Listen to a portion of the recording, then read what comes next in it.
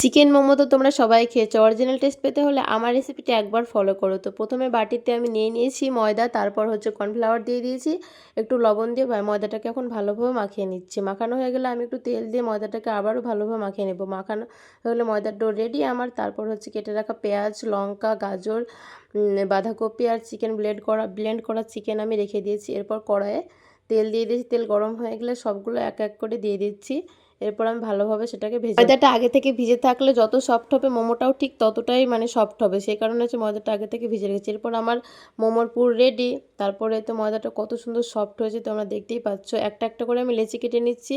এরপর লেচি কাটা হয়ে গেলে আমি একটা একটা করে বেলে নেব। মিডিয়াম সাইজের আমি করছি, তোমরা তোমাদের ইচ্ছা মতো সাইজ করতে পারো, তো গ্লাসেও কাটতে পারো, আমি কাটিনি। তারপর হচ্ছে সেটাতে মোমোর পুর দিয়ে দিচ্ছি।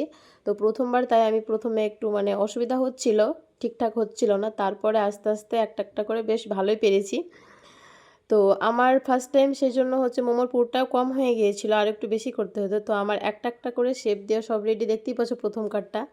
তো এরপর হচ্ছে আমি একটা ফুটো গামলাতে তেল ব্রাশ করে দিয়েছি। এরপর একটা একটা করে সাজিয়ে দিয়েছি, যেহেতু আমার কাছে কোনো স্টিমার নেই সেই জন্য। তো এরপর একটা ছোটো বাটি দিয়ে মোমোটাকে ঢেকে দিচ্ছি মোমোগুলোকে। ফাইনালি আমার মোমো রেডি। তোমরা একবার হলে এরকমভাবে ট্রাই করো। হ্যাঁ, মোমোর চাটনিটা তোমরা দেখতে পাচ্ছ, আমি ওটা নিজেই বানিয়েছি। মোমোর চাটনিটা জাস্ট অসাধারণ হয়েছে খেতে। আমার হাজব্যান্ড তো খেয়ে প্রচুর প্রশংসা করেছে।